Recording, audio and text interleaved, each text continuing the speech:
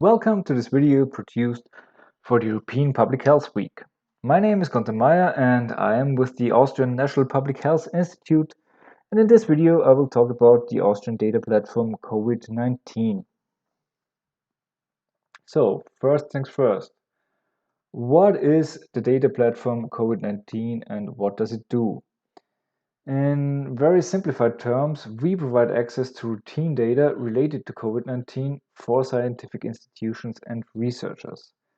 That doesn't sound very complicated at first, but as we will see, there are a lot of things to consider. For example, which data will be provided, who decides who gets the data, and some other questions which hopefully can be answered in the course of this video. In the first step, let's look at the initial assignment.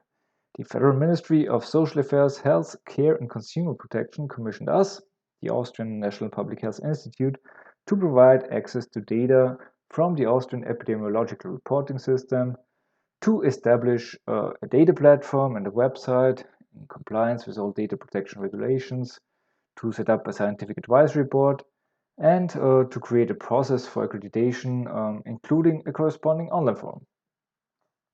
We received the initial assignment on May 1st, 2020. 2 weeks later, the Minister of Health announced the data platform to the public and the scientific community. And on June 4th, we were able to launch the data platform and the website. Before we could do that, we had to figure out a process for accreditation, which you can see here. In the first step, the scientific institutions apply for accreditation online.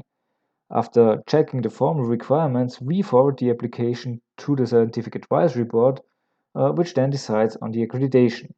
In case of the decision being positive, we set up a contract, and as soon as it is signed together with an according confidentiality agreement, we transfer access information to a secure server where the data lies. After that, we provide continuous and ongoing support for the researchers. We answer the questions on the data and its limitations. We also provide customized datasets. This last step actually turned out to be a very substantial part of a day-to-day business running the data platform. In order for this whole process to work properly, we had to prepare a few things like the rules of procedure, the web page, obviously, data usage contracts, the application form, and so on. In the center of this whole operation, in the center of this whole process, stands the Scientific Advisory Board. The Scientific Advisory Board consists of proven experts from different fields, as you can see here. This advisory board has the final say, the final decision on accreditation, and they rely in their decisions mainly on the Frascati guidelines of the OECD. So, what kind of data does the platform provide? We initially started out with data from the Austrian epidemiological reporting system. Since March 2021, we also provide data on hospital and ICU admissions due to COVID-19. And our latest edition concerns data on SARS-CoV-2 genome sequencing, which will be available very shortly. The platform naturally strives to continuously expand the database in order to allow for a broader range of research questions.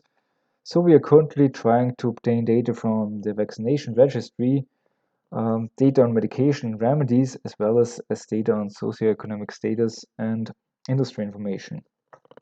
And as I mentioned before, a substantial part of our work is providing support for researchers and providing information on data, its potentials, and its limitations. In order to do that, it is necessary to know what lies behind the numbers, so to speak. For example, how are the data collected, how are the data obtained? So, let's take a closer look at the Austrian epidemiological reporting system. This system provides very basic data on infection by age, gender, and place of residence. Without going very much into detail, you can see here that the case reporting behind the data and the case tracking is far from simple. The initial report on infection can come from physicians, hospitals, or laboratories, either directly via an electronic interface or indirectly via a form which is then processed by local administrative authorities. After the initial report, the cases are tracked by a local public health officer who then reports to the authorities, which then in turn update the case within the system. Those are all important things to know in order to being able to properly analyze the data and interpret the results. In the same way, it's also important to know that the data provided by the platform is anonymous data, which means re-identification of the individual is not possible. On the one hand, this is a safety measure and it is kind of necessary because all health-related data is very sensitive. On the other hand, this limits the scope of research and it limits the research that can be done with the data. But as of now, the legal situation is that there is no legal basis to provide pseudonymous data for researchers. So, nonetheless, 85 applications for accreditation reached the platform over the past year, 61 of which were granted.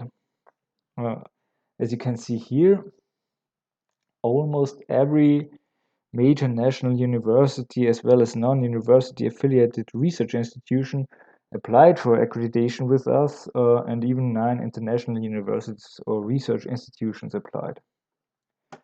The majority of applications came from the national universities and universities of applied science, due to the fact that it was often the case that several different departments within one university submitted different applications. But we are also very happy, and it is also very pleasing that in the meantime, the first articles have been published or have been submitted for publication using data provided from by the data platform, as you can see here. So, when we look into the future, what are the future perspectives of the data platform? As I mentioned before, we continuously trying to expand the database. It would also be an enormous asset if the platform was able to provide pseudonymized data linked at the individual level in order to broaden the range of research. For that, it would be, in order to do that, it would be necessary to have a sustainable legal framework, to have a sustainable legal basis, which unfortunately doesn't exist as of now. That leads to the conclusion. The platform has been providing access to routine data related to COVID-19 for almost a year now. And our experience has taught us that it is about far more than simply providing access. It is also about laying a foundation for supporting and promoting research. It's about giving information on data, its potentials, its limitations, and it's about creating awareness on data and its possibilities. In that sense, the data platform COVID-19 is a small but nonetheless important step towards a comprehensive secondary use of health data. You can find all this information at our webpage that you can see displayed here. On this webpage, you have also the possibility to apply for accreditation to get the data we can provide, and we would be very happy if we receive your application. Thank you very much.